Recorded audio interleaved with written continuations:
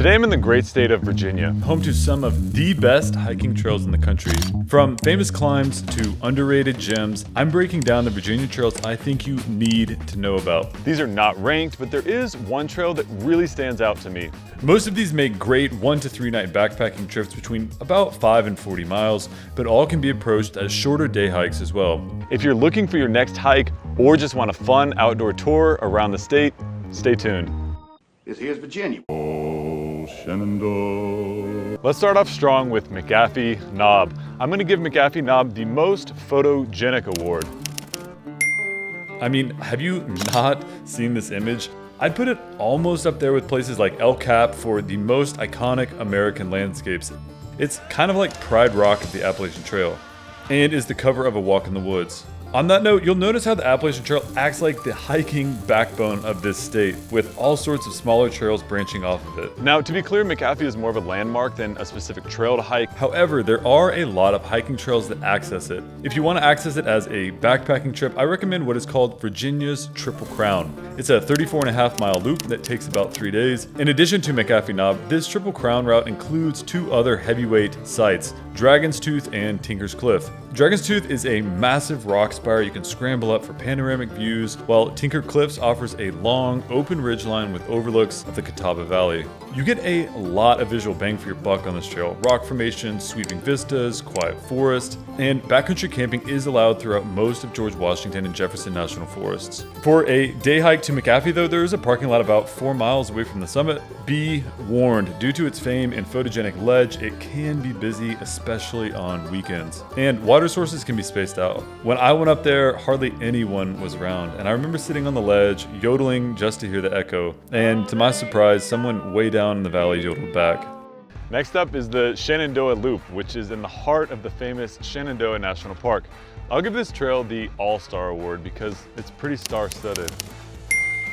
It's a 26-mile loop that hits some of the most popular spots in the park. Its highlights include Old Rag Mountain, but also Hawksbill, which is the park's highest point. Old Rag Mountain is not your average walk in the woods.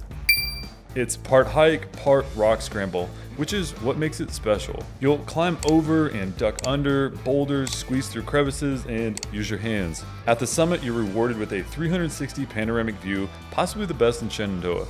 I saw more black bears in one morning in Shenandoah than anywhere else in my life. I want to say it was like 15 over the course of a few hours. You can also choose the White Oak Canyon variation on this loop, which is a canyon that has an estimated 30 waterfalls cascading along the entire trail. And day hiking Old Rag as a 9.5-mile loop is one of Shenandoah's most popular hikes. It's actually the most popular trail in the whole state of Virginia on all trails, by far.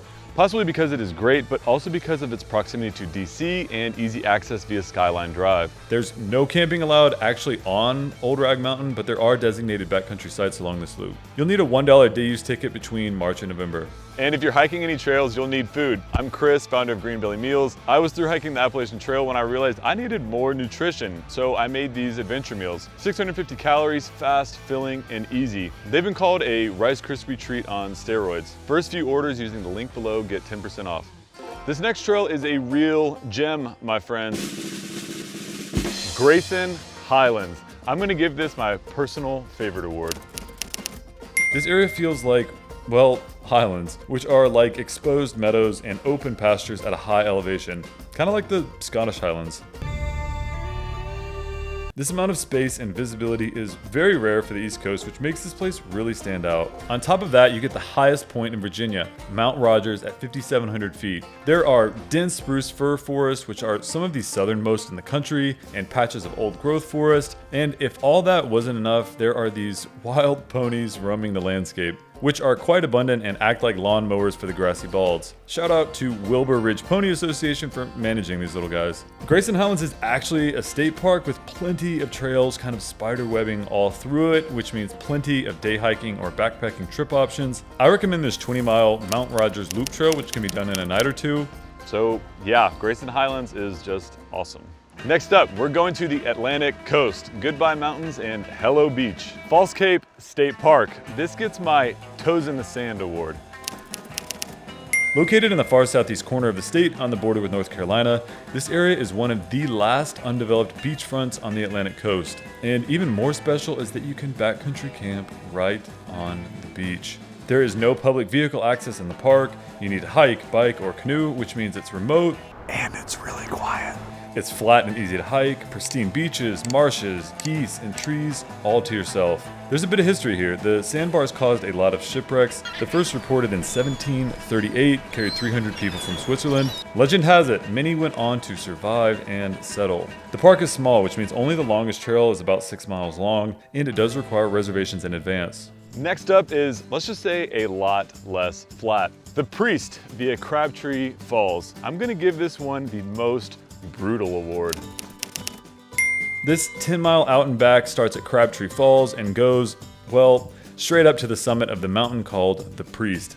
I actually couldn't find the origin of the name, the Priest, but to my knowledge, the Priest hike has the most elevation gain of any hike in this state. You ascend 3,000 feet over about 4.5 miles, which is pretty darn steep, so maybe it just feels like you're repenting your sins.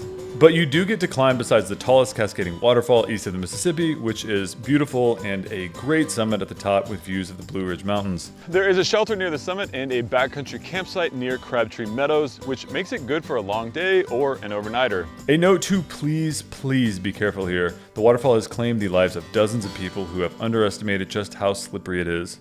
On to St. Mary's Wilderness. This gets the Best Swimming Hole Award. It's one of the largest wilderness areas in Virginia and not really talked about. This area is big, not heavily trafficked, especially the eastern half, and is riddled with waterfalls, streams, and swimming holes. Trail networks kind of web all through here. St. Mary's Falls Trail is a popular day hike with a big swimming area, but for a backpacking trip, check out St. Mary's Wilderness Loop, which is about 10 miles. It also has an optional 5 to 10 mile extension up Bear and Stellar Mountain, which makes it a great overnighter or 3-day weekend trip. Dense forest, salamanders, mountain laurel, and rhododendron tunnels, water spots galore, and quiet streamside campsites, mossy boulders. St. Mary's is a little more unkempt, but in a good way. And just next door to St. Mary's is Three Ridges Wilderness, which gets its name from the Three Ridge Climbs and Three Ridges Wilderness. Last, but definitely not least, this one kind of feels like a mini gym to me. I'm gonna give this the most underrated award.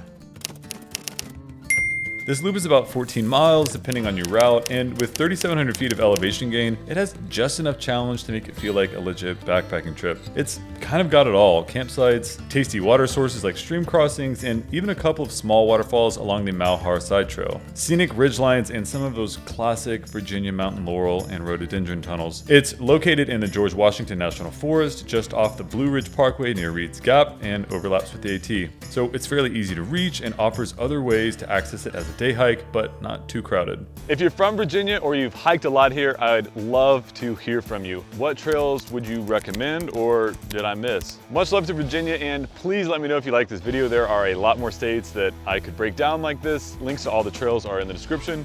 This is Chris Cage from Green Belly Meals. Peace. Morning. Good morning. Josh. What? You can come on up. Oh yeah, what's up, man? Good to see you. Woo!